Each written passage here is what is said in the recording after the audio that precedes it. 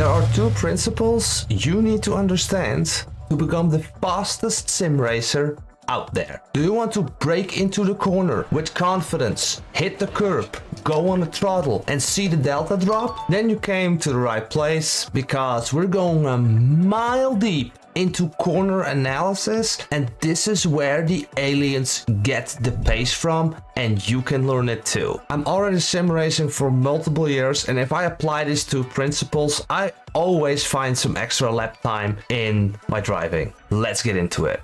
To fully explain you this, we're gonna use the Ferrari 296 in this particular corner. Now this could feel like a pretty decent corner, and this giving us a 1:45 lap time. Now I'm actually more on the limit and a proper corner entry.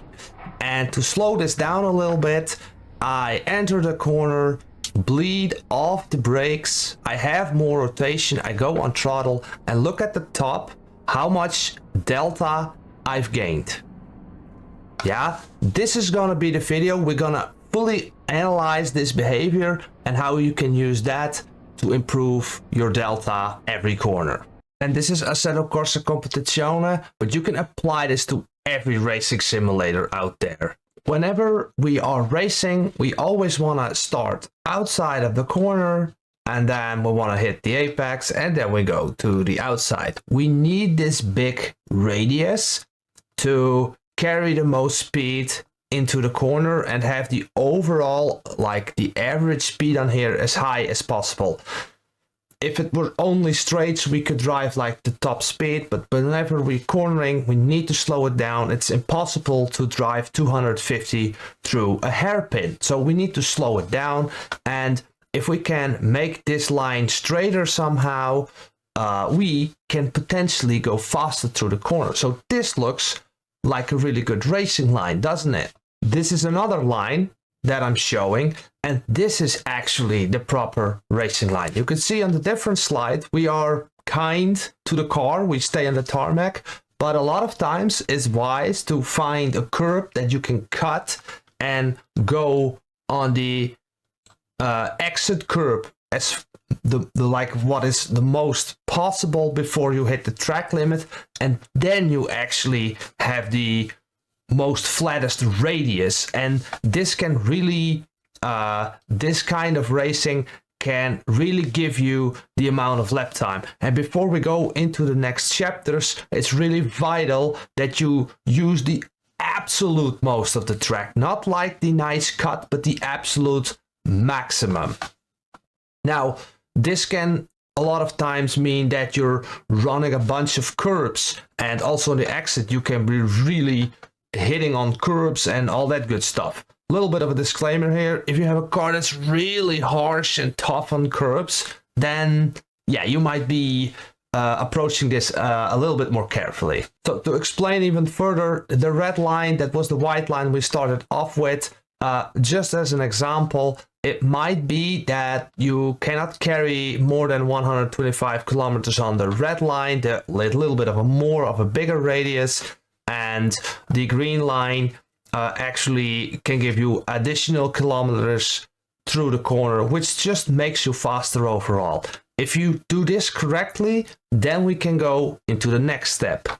And a little bit of a side note, don't underestimate this. This is huge. If you're constantly having a bigger radius, this can be seconds in your lap. Don't underestimate it. And obviously this is just one corner, but different sections need different radiuses to optimize these lines. And the way you're gonna find these lines is just by track guides. Don't look at gears, don't look at braking, don't look at nothing, just the lines. Look how much track, how much the pros actually use, and just focus on that first. Because this line, all the other stuff will not work if you don't do this correctly. And by the way guys, if you're liking this content this far, could you please hit that like button and subscribe to the channel. I'm trying to get to 10,000 subscribers by the end of the year, but I'm kind of afraid we're not gonna make it. But please hit that like button, and let's move on to the video. Whenever we start braking into the corner, there will be a transition moment where we don't brake anymore and hit throttle. We wanna have this point somewhere in the middle of the apex, of before it or be after it. I'm just gonna explain everything with this corner on Imola, but just know that this is a possibility that on this point you can safely hit throttle. Now what if you wanted to do that here, right? You're braking into the corner, but you are such an awesome racer, you can go here on the throttle. How freaking sweet would that be? Well, I'm gonna explain in this video how to create this situation, because a lot of us, we are going on throttle here, we're coasting this part, and the absolute fastest people can apply throttle already over here. But what did they do to create this area to go on throttle here and go on the exit? This will actually set you apart from all the others if you start learning this correctly, because the way I'm explaining it in this video, I have not found this on all of the internet. So let's go into the juicy stuff. So I have spoken about this box model in previous videos that you can use to optimize your car setup from an aerodynamic standpoint, from a mechanical grip standpoint, but we can also use this model to explain race theory. So not only setup theory, but also race theory. Imagine always tires have a maximum workload. It can only use braking performance that much, and it can only produce steering, cornering force at a certain degree. So if we're trying to do both, we start sliding. So whenever we're 100% braking, we cannot steer, and if we fully steering, we maybe cannot accelerate or brake with these tires. This is a situation where we have high speed and we have a lot of downforce, so that means that the car is sucking up onto almost its bump stops because there's a little bit of area like left over here, and this blue box is going to disappear as we slow down. And this yellow box represents weight transfer and body roll at the same time. So we're approaching the corner and we are not yet lining up. There is a little bit of a space here. So we go to the next scenario. Now I believe we're on the proper point on the entry of this particular corner. And I want to introduce you to this grip reservoir. This is basically kinetic energy build up in the car because we're traveling this amount of speed, right? We put so much horsepower into this object to get it up to this speed, so it's gonna carry some energy. How are we going to put that energy, and we're gonna translate that into the front tires when we're full on the brakes? Now, this number 100, that is just a number 100. This is just to scale and to show you what's happening. I'm probably gonna murder some physics here. Please leave a comment if you absolutely disagree with what I'm saying so that I can learn from it as well, because I am not an engineer. I just am very passionate about sim racing. So we're hitting the brakes and we have the weight transfer and it's pushing on the front tires, and we need to slow the car down for the corner that we're going to take. We have absolutely no steering input, and we need to slow the car down first before we enter or before we start changing direction. Now, we did slow the car down with a few kilometers, and by the way guys, this kilometers, this is not a religion, you know, take it as a grain of salt, but know that we are driving more slowly now, and these values were dropping because in the previous slide, the reason why it's 40 here is because we have a higher speed and we have the downforce on the car and the rear wing, so the rear tires are actually under a lot of pressure. Not so much as the front, way less than the front, but there is a pressure of the wing with this high speed as we're braking fully. The front tires, by the way, this is also what I needed to say, there will be a situation of tire overload when we have massive amounts of pressure on the tire. I'm ignoring that right now. I just want to explain this braking behavior and this grip reservoir and the kinetic energy that we're gonna use to rotate the car into the corner while we're braking and steering. So we slow the car down just a little bit. The aero box is starting to disappear. Yeah, it's on the front end. Why? Because the front of the car is pitching, so we get additional aerodynamic load on the front axle, and because we have still a significant amount of pace, we have this grip reservoir now. We lost a little bit, obviously, because we slowed the car down, but still the front tire is taking up most of the load while braking, and we start to get some steering angle. Now, I created a little bit of a steering angle. I believe this last image we were here somewhere. We slowed the car down with another 10 kilometers. The aero box is becoming smaller, and we start to steer the car a little bit because we're also releasing the brake a little bit. And this point of the corner is super interesting, because if you look at track guides, they always talk about where you need to brake, but they will never ever tell you where to release it or start to release it. Yeah, it's always that part of the video is always moving.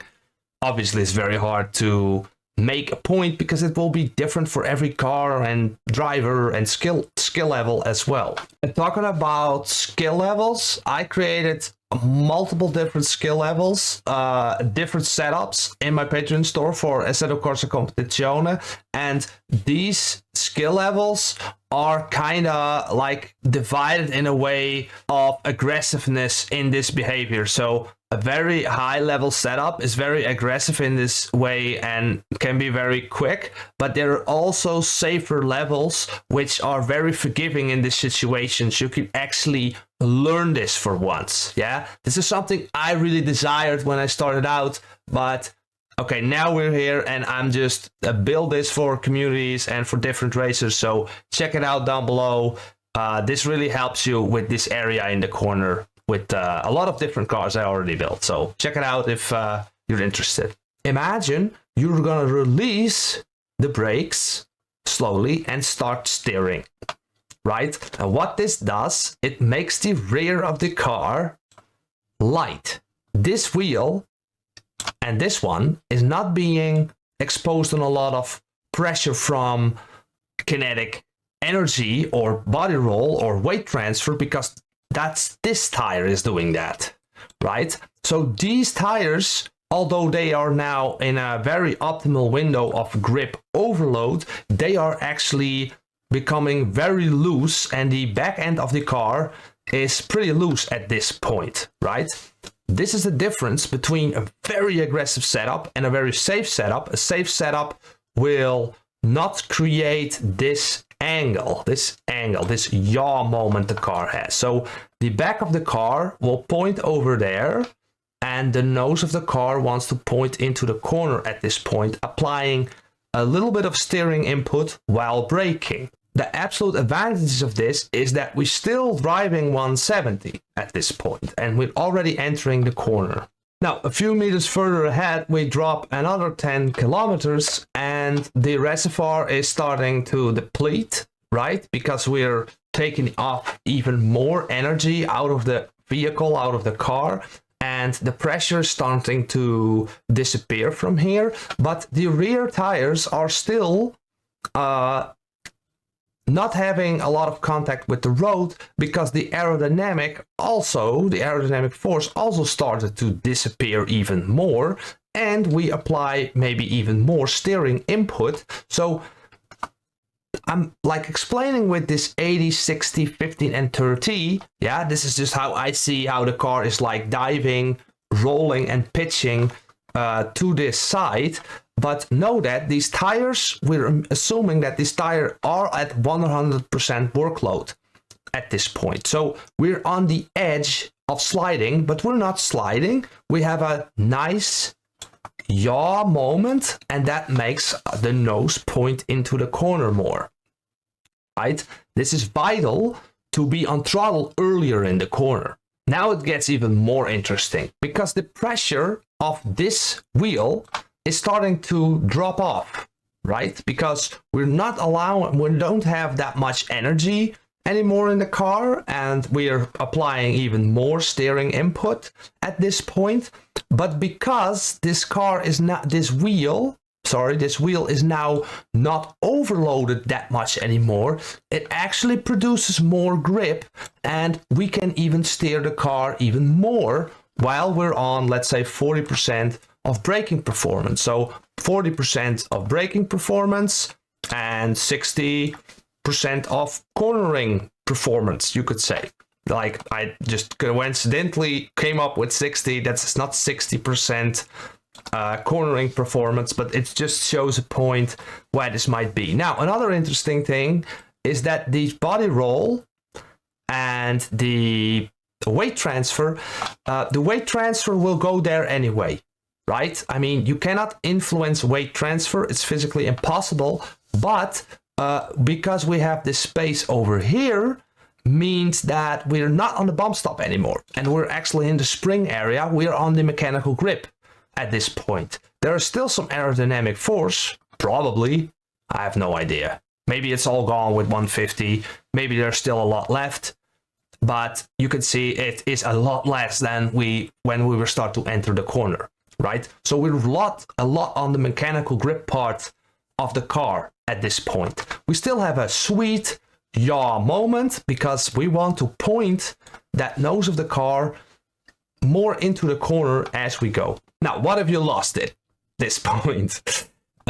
Which happens quite a lot. It happens to me, it happens to the best drivers. And what you can do in this situation, the most easy thing you can do is, because the rear tires are not having a lot of load because all that weight transfers in the front and we have all that grip on the front, and we're braking, you can be in this situation that you're trying to stop the car with the rear tires, and we have the yaw moment, and you might overdo that, right? And the easiest solution to not oversteer out of the corner like this car does is that if we give the brake bias and we give that more to the front tires, then the rear tires are not having the burden to slow down the car that much,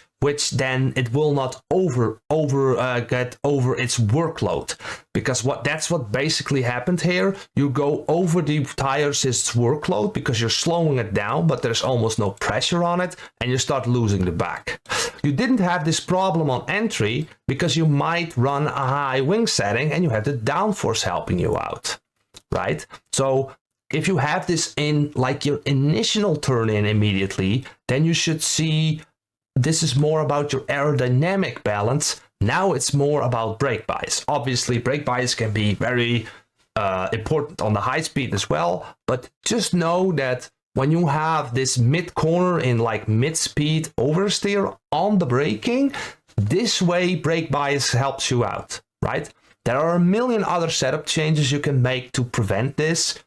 To keep it simple, this is not a setup video. I would really recommend watching the mechanical grip video down in the description if you really want to get into that. But we didn't spin, and we're still here. So again, we drop another 10 kilometers. The downforce might be pretty much gone.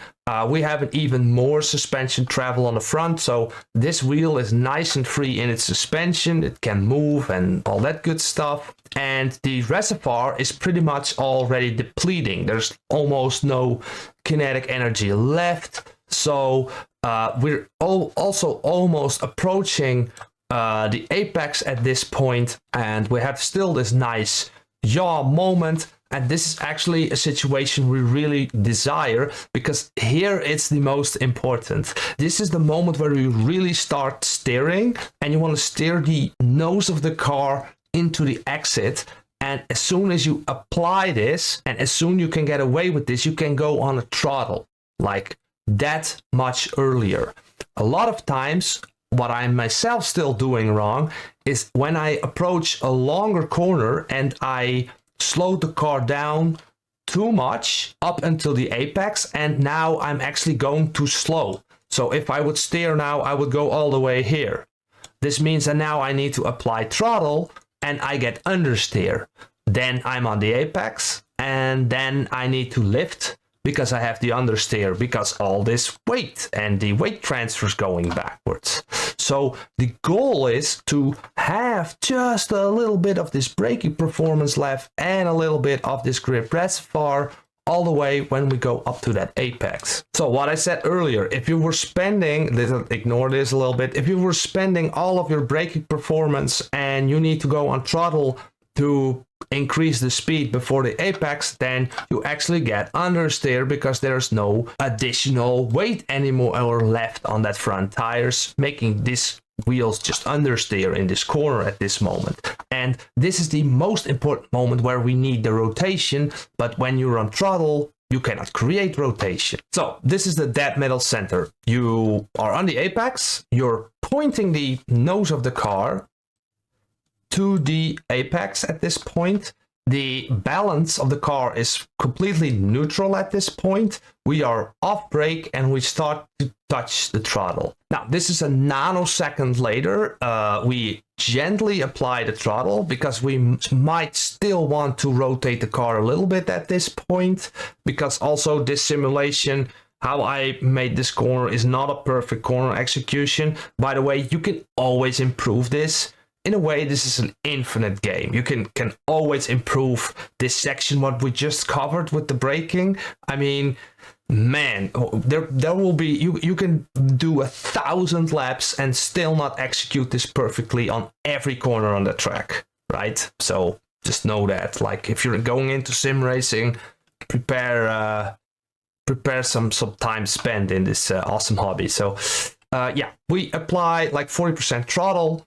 There's basically not any grip reservoir built up because we need to accelerate, right? So the grip reservoir is completely empty and we are on throttle. We have the weight transfer going to this side of the car somewhat, sort of, and the rear tires are actually gripping more now because the weight transfer is going backwards and the pressure is more applied on the rear wheels. And the front tires get absolutely nothing at this point. Maybe a little bit from the G-forces that it's in the corner, but yeah. If you apply a lot of steering at this point, you immediately reach the 100% workload and you start to understeer. So it's important that you have a moment, like, because we're still steering here a little bit, that you're gently on the throttle so you don't rip the front tires from grip at this point. Now, this is another nanosecond later that we are basically almost full throttle, and my traction control 5 on this Ferrari helping me out to not spin, right? If you're really advanced or you have a car that doesn't have the traction control, obviously you need to take a lot of care in this moment. Also, differential settings can be very important, how the car will behave on this moment in the corner, how far the back end will step out, or how much the nose can still point at the moment you're on throttle.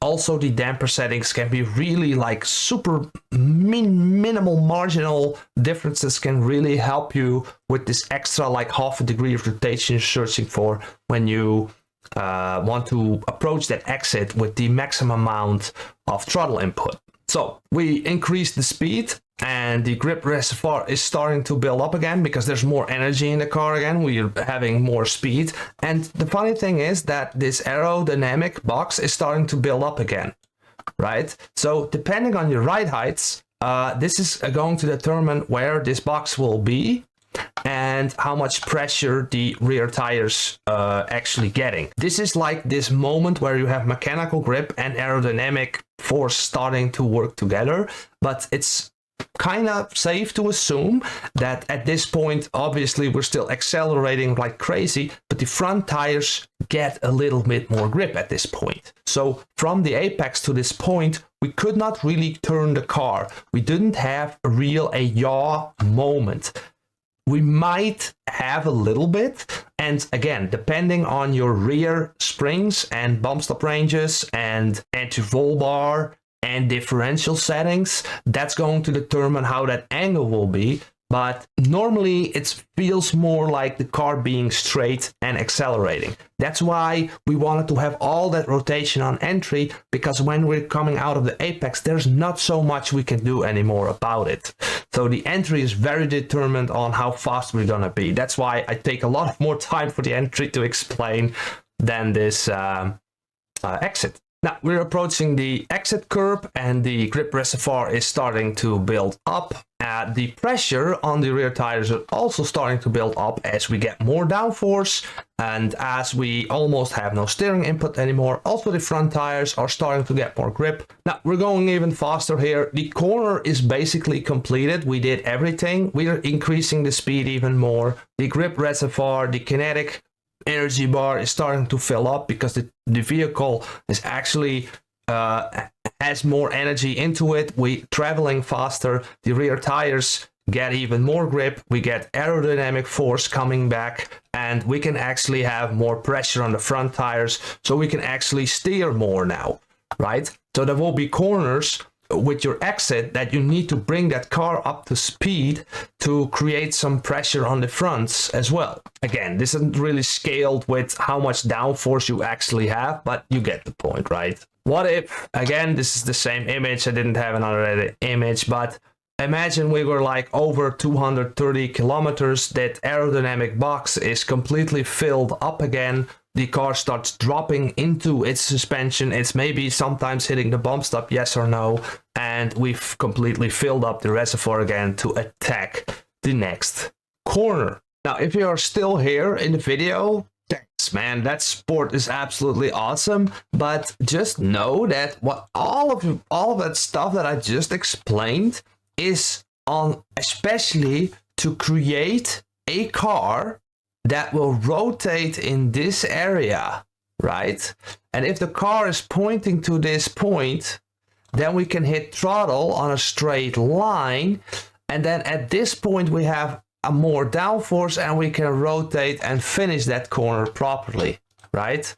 But if that was here, then we still need, and the car is pointing with the nose over this area, that means that we need to use more steering as we apply throttle, right?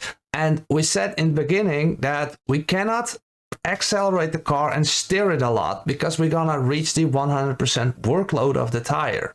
So what we did not make the car quicker, we did not balance it differently, we're just exploiting the kinetic energy the car carries into this point. We're trying to create additional rotation here to be on throttle, create a straight line here, and then hopefully get the rotation in the end.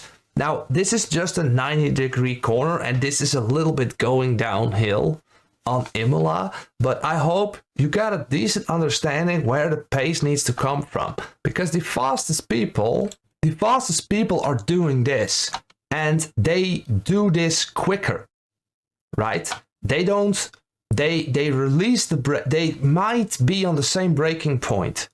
Yeah, I encourage you to pick a braking point that is earlier than you feel and release these brakes earlier than you feel to create this. Because if you're bleeding off the brakes up to this point, you create a car that just wants to point into the corner. Now, this takes a lot of practice. As same as this video, if you're still here, I mean, then you're probably determined to fix this once and for all, because this is where the pace is. This is where the aliens do the best. Now you can see in my SimPro Manager that the braking input, I was actually messing around with this a lot to get a real feel for a brake input that gives me like I have a really tough time with my braking input for the 100 to the 80% ish. So I created this weird curve here for my liking. But it's important with your simulation and your braking pedal that you get a decent feel for how to bleed off these brakes when that's actually happening. It can really feel counterintuitive. And over here as well, I can still touch it. So the first bit, it will not do that much, but I can really if I touch it a little bit, these small percentages really gonna make your car turn when you absolutely need it the most. So 10% braking is also same as important as the 100% braking in the initial moment. The last thing I was gonna say about this braking pedal, it's pretty short now for me. I took a lot of elastomers out. It's like one stiff spring and one elastomer only. So I can like immediately be on 100%, right? So again, it's gonna take a lot of time to practice, but I think this video will give you a massive deep foundation on how to do a proper trail braking, because that was what we basically were explaining the whole time. What to take away from this all? You want to make the smallest radius in the corner by first executing your perfect racing line everywhere, and then you get into the point where you're going to try to use brakes to steer the point of the car into the corner using this explanation. Thanks for watching.